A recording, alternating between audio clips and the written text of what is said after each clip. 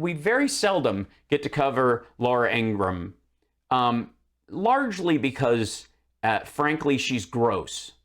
And, you know, her hand gesture at the RNC that posed as a wave is, you know, sort of legend at this point. And she, you know, there's just not a lot to go there on. It's a lot of, you know, it's quite frankly, it's more miserable than funny. But this is the thing. She's gotten them, along with Don Jr. and all these other folks, she's gotten the memo about sabotaging America, America last, destroying the world, everything's on fire, the world is falling apart. The fact that, you know, according to Fox News, you know, and I have to make this clear, I don't believe this. You have to understand that that according to Fox News, I actually have a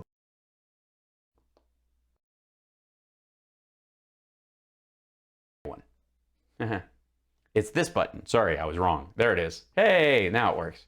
I was setting up new buttons.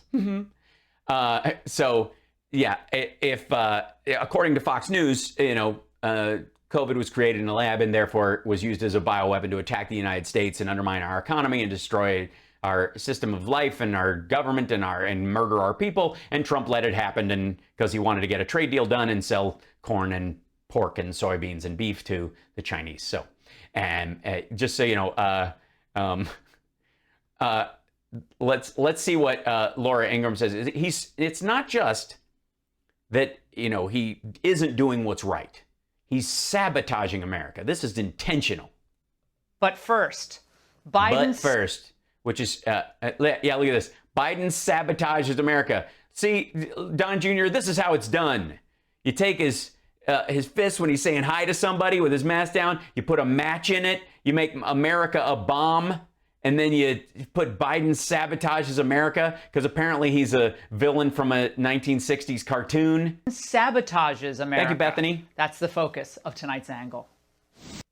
Everybody's got their, I need, you know, Greg's got it, or who is it? Salcido has the preamble. Everybody's got like a nickname for, you know, Tucker Carlson has the Tuck, which I think Rudy Giuliani is suing him for. This is Ingraham's angle. The angle. I don't know. I think it needs a D. In the 2020 campaign, anytime Biden was pressed on how he'd deal with the growing threat from China, he'd respond with the same "we are the world" refrain. Folks, I'm restoring America's leadership on the world stage. I promise you, I will repair our alliances. We need someone to... Yeah, that wasn't with China. That was Russia splitting up our European allies. What the fuck does that have to do with China? Okay, take office this time around, who on day one can stand on the world stage, command the respect of world leaders. We should be... Yeah, and we're talking about European leaders especially, and getting them together. Rallying our friends to take on China's abusive practices around the world. No, working with our friends, are we? Well, yes, we're going to need a coordinated attack, because if we do it by ourselves and the European Union is just continuing to buy stuff from China and doesn't care about, you know, their 5G towers and their software and the piracy issues and all that stuff, and they can just use Europe as a way to steal, here's an angle, bank shot their theft of American intellectual property and that kind of stuff through there, or just funds their military when we choose not to. We do it all by ourselves, but it doesn't help because Europe just picks up the slack. That doesn't, how does that benefit? You got to bring everybody in on this. We got to all be dealing with this threat if it's a real threat. At the same time, the media, of course, relentlessly portrayed President Trump as a bull in a china shop who was hated by every world leader.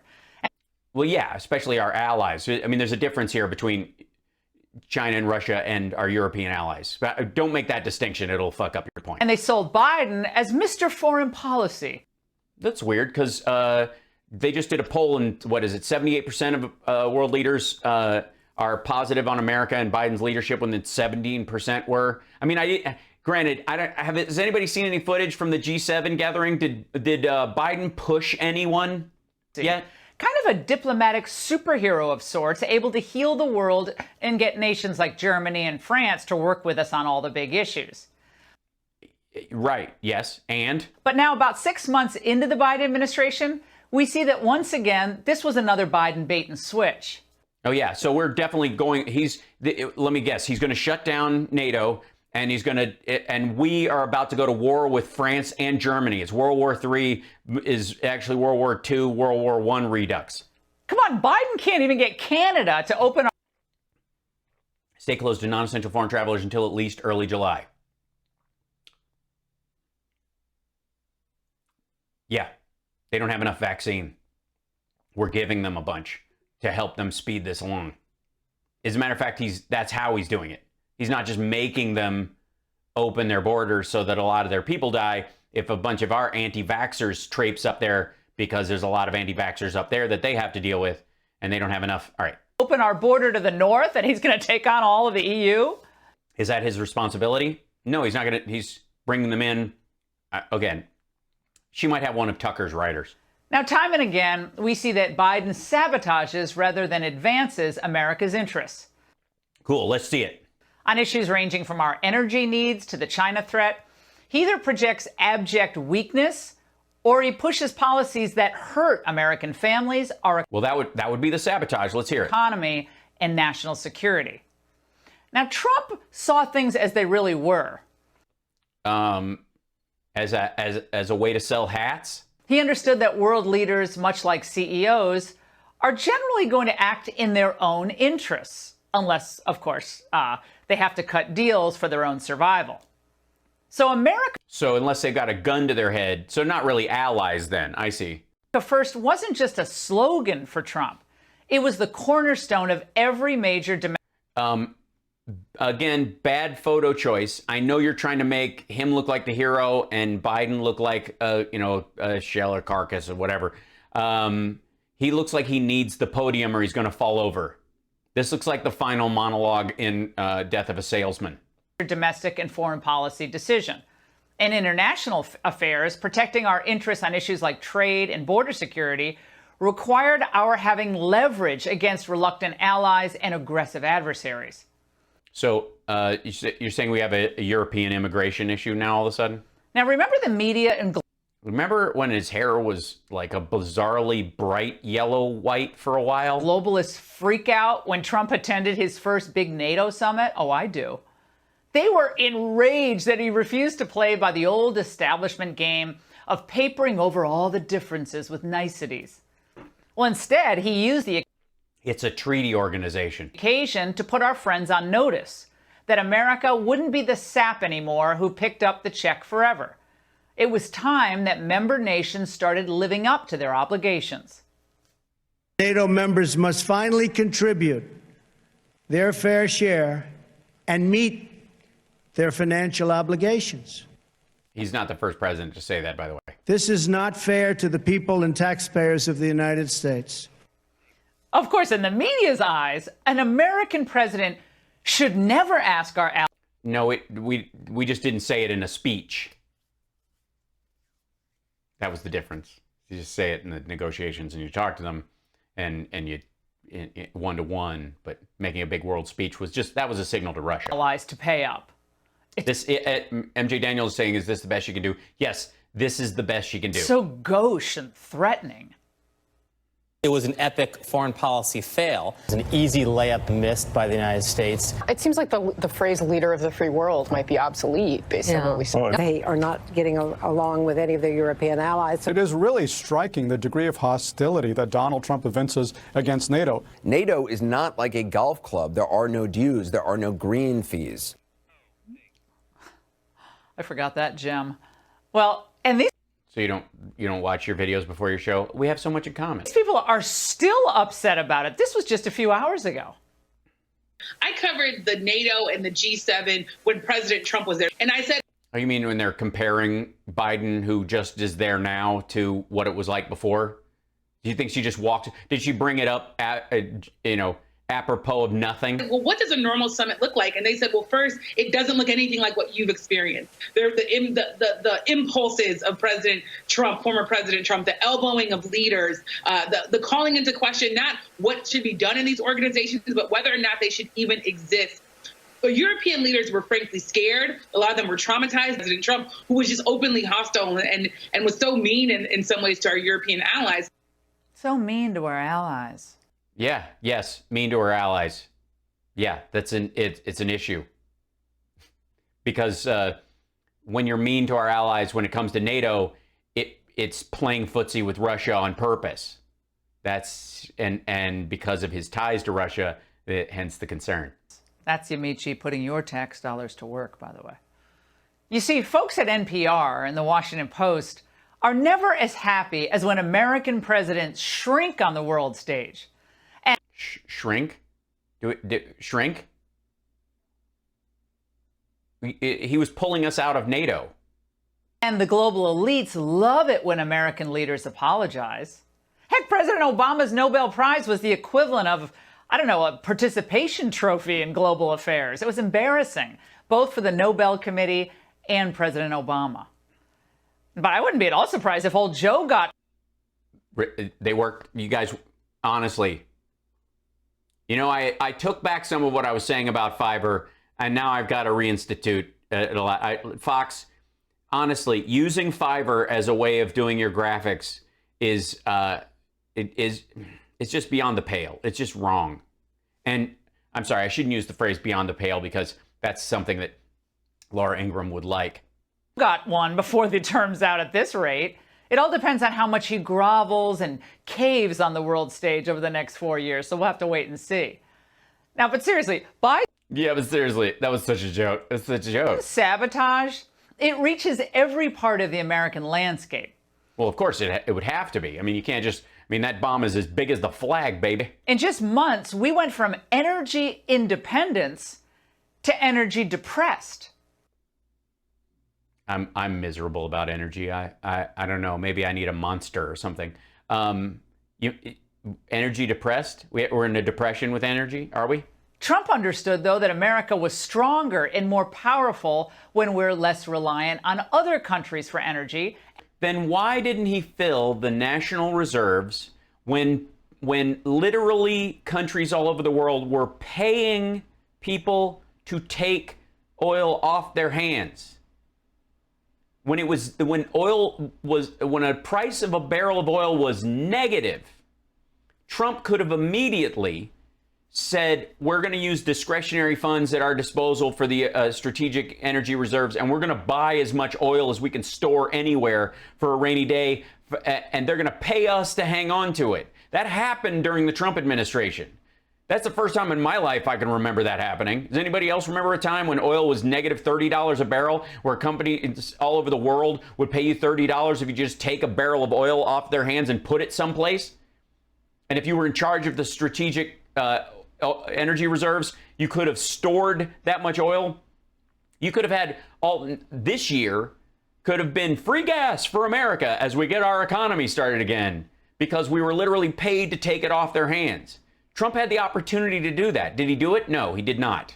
He waited on purpose till the price of oil went above zero again. It was like, when it was approaching $25 before they even tried to buy any of it. There were days when it was below zero. And when American families are more prosperous. On the other hand, Democrats love high energy prices. And we do? They've always wanted us to pay the same exorbitant prices at the pump that the Europeans pay. Why? Why do they want this? Because they want us to travel less and use less energy. They kind of... Well, less gasoline, I think. I think more electric cars. I think people are, I don't know about you, but as a Democrat, one of the things that I've noticed the most about electric cars in particular was range anxiety. Some of you may be familiar with this phrase about electric cars. Range anxiety. Will my car go far enough before I have to charge it again? Or will it break down someplace because I don't have enough of a charge and there won't be enough charging stations to charge it up and I'll be stuck or whatever? Whereas we would like it where if there were a lot more charging stations and the technology behind them grew exponentially so that charging could happen faster, that you could do it while you're at lunch, it wouldn't take over an hour, you could do swapping batteries, whatever options you have, so that it would increase the range, so you could actually travel more using no fossil fuels. kind of prefer us all to be crammed into cities, living in little apartments like many European families do. Yeah, stupid Europe. The climate change fanatics that Biden stocked his administration. You do know that, that in terms of cities or whatever, there's a lot of waste energy-wise that happens in big cities. If you just cram people in those areas, that isn't necessarily make it more energy efficient, technically speaking. And certainly the impact on the environment can increase around cities as well as people drive, like commuter traffic, for example, is one of the greater examples of that. So you'd want to... Oh, I'm sorry. I was talking to her like she actually has a brain for a second. With absolutely detest even the memory of $2 a gallon gasoline, especially when it's pumped into, I don't know, a Ford 150, F-150. Oh, yeah. You might want to say it right away because it's got an American flag behind it. Is that the electric one, though? Blasting country music with that really offensive thing called an American flag bumper sticker. That sends them over the edge. Really? Really? Because you didn't... Did you miss the whole entire opening to Rachel Maddow's show about the new electric F-150 that pulled like a million... What was it? $1 million? Hold on. Because this thing is friggin' sweet. New electric F-150. It's the first time I've considered buying an F-150. There it is. Let's see. Let's see. Where to go? F-150 Lightning. There it is. You can reserve it right now. Look at this. Okay, hold on. There she is. Look at that. Doesn't have an American flag behind this one, but we can fix that. Look at that, sweetheart. Look at that electric truck. Starting at under $40,000 is the base rate. You pay $100 to reserve yours at my dealer's in Paducah. That's weird. That's what happens when you use a VPN. Yeah, that's second. Look at that. Let's explore it, shall we? Electric capability. Let's see. Allow. Yeah, no, I don't want to. Let's see. Hold on. Forward intelligent backup power. Oh yeah, because you can power your house from the battery in it. In case the power goes out, it's got reversible power on it. So security and peace of mind are invaluable during severe weather and unpredictable events. That's why Ford helps ensure you have never have to worry about being left in the dark. The all-electric F-150 Lightning features available Ford intelligent backup power that can provide full home power for up to 3 days on a fully charged battery, or as long as 10 days if rationing power. Combined with, I mean, come on. I mean, how off the grid do you need to fucking be? It's amazing. Enhanced Pro power on board, software updates, Blue Cruise, which sounds very Democrat. I'm just saying. Now I know why she's upset. But, you know, and by the way, define country music. Because if you're talking about, like, bluegrass or newgrass revival or something like that, or even Nickel Creek, well, you know, I'm with you on that. But this, like, you know, adult contemporary passing as country music that's really like, you know, acoustic versions of Nickelback songs, I'm not down for. Sorry. Now, somehow, old Joe thinks Americans won't blame him that their cost of living is going up, as long as he's not rude to the Europeans and as long as he just spouts meaningless cliches. Okay, we'll see. Let me make it clear that the United States is back and democracies of the world are standing together to tackle the toughest challenges and the issues that matter most to our future. Can't even get the miking right there. Now, if America was... The what? Oh, that's for your staff. I don't know why Fox's pull from the room came from a mic mounted on their own camera. But that's not Biden's fault. But please say it is. Really back, as he said. We wouldn't see China brazenly signaling it's about to take Taiwan. We wouldn't see a flood of humanity crossing our... Really? Because I don't remember Trump calling Taiwan a country. At all. Maybe that's why they didn't feel the need to take it, because there was no protection idea in that at all. Southern border. We certainly wouldn't be seeing opioid use skyrocketing. We wouldn't be seeing violent crime spiking. And we... we wouldn't see opioids spiking? They're spiking now? Because Biden's in office. They haven't been spiking for the last 6 years, especially during the Trump years? And we wouldn't see a Secretary of State so neutered on foreign policy that he fumbled the embarrassing question on how the Biden team wasn't able to stop Germany's mega energy deal with Russia in that Nord Stream 2 pipeline. It totally undercuts America's natural gas industry. It does, because we don't get the big Germany market. The truth is, Biden has bent over backwards for Germany and the EU and has gotten virtually nothing for it. Zero. Other countries, even our friends. By the way, our issues with the Nord Stream were geopolitical and security based, not as because Germany buys a lot of American natural gas and we're losing a market. Simply don't share many of our values. We have to understand this. So yeah, especially the Germans. I mean, they don't share our values. No, I mean, they do, not Laura's anyways. Not since 1942. We can work with them on occasion, and we have some things in common, but on big issues, we have very little in common. Yeah. Things like gun rights, even free speech, military spending. And yeah, we're not asking them about that stuff. I'm sorry, did gun rights come up at the G7? The fuck are you talking about? Especially on the need to band together to keep China in check. It's counterproductive because it will push China to increase its regional strategy. It will push China to precisely diminish its cooperation on the different agenda. And I think this is detrimental to all of us. Heck, the French would sell the Louvre to China for the right price. The truth is... I'm sorry, we're supposed to share... I thought he was the dude who couldn't stop shaking Trump's hand. Europe is perfectly content to play America off China and China off America. They'll make a lot of demands, but give us almost nothing back. They'll You've heard it here, folks. Ride off our vaccine generosity as they hoard their own PPE like they did early on in the pandemic. Oh, yeah, that's true. Europe did not send millions of tons of, or a million tons of PPE to China the way Trump did. So, yeah. You know it's bad, though, for Biden, when the press is starting to write all these preemptive stories to manage people's expectations on how this whole trip will go. Here's how Axios framed it.